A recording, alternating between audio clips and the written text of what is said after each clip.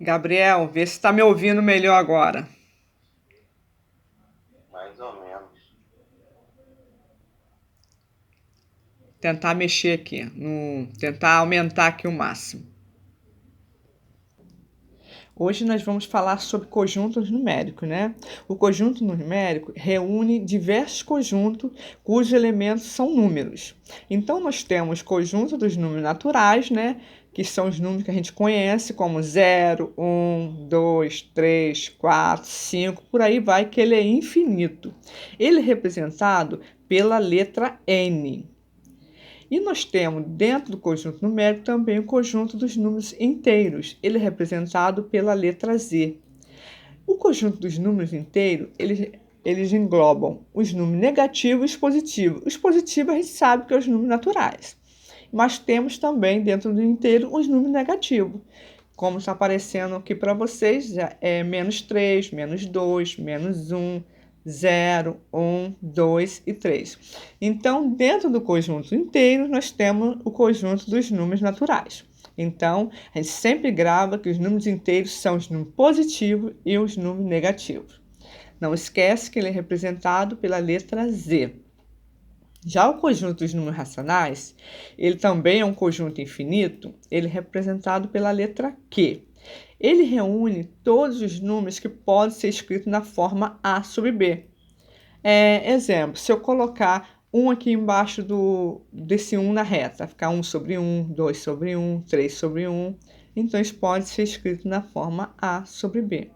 Os racionais, eles englobam os números inteiros, porque nos números inteiros nós temos positivo e temos negativo, né? Então, os racionais englobam os números inteiros mais os números decimais, como 2,5, 1,5, 0,25, 0,3. Então, são os números que são decimais e eles pertencem ao conjunto dos números racionais, tá? Um exemplo de números racionais é um número natural qualquer, como 1 ou 4, tá? Qualquer número natural pertence aos racionais. Um número inteiro qualquer, como 0, 0, menos 6, 10, também pertence ao conjunto dos números racionais. Uma fração entre dois números inteiros, como menos 5 sexto ou 7 meios, também pertence aos números racionais. Um número decimal exato qualquer, né? Como eu já falei, 0,3, 0,25, pode ser 0,15, 0,5, um número decimal exato qualquer, né? E temos também outros números que chamamos de dízima periódica, tá? São números que nós temos com vírgula, mas tem números repetidos, tipo 0,333, onde tem a reticência, que são os 3 pontinhos, onde o período dele é 3, é o 3 que está se repetindo infinitamente, né? Temos um outro aqui, exemplo de 1,41, 41, 41, reticência. Tá? Quer dizer, essa reticência o quê? Que esse período, que é o 41, vai estar repetindo infinitamente, tá? Então, chamamos isso de dízimo periódico e eles pertencem aos racionais. Temos também o conjunto dos números irracionais. Quem são os números irracionais? São aqueles que não pertencem ao conjunto dos números racionais, né? Ele reúne essas raízes não exatas ou números decimais não exatos e não periódico. Por exemplo, raiz quadrada de 2, ela não tem período repetido. Nós temos a letra grega π, né, que usamos muito em matemática, apesar que a gente usa muito 3,14, mas o número da letra grega π é infinito. 3,14, 15, 92, por aí vai, infinito, tá? Temos um outro exemplo aqui de 1,20, 30, 40, quer dizer, não são exatos, tá? Então, eles não pertencem aos racionais, então eles pertencem ao conjunto dos números irracionais, tá?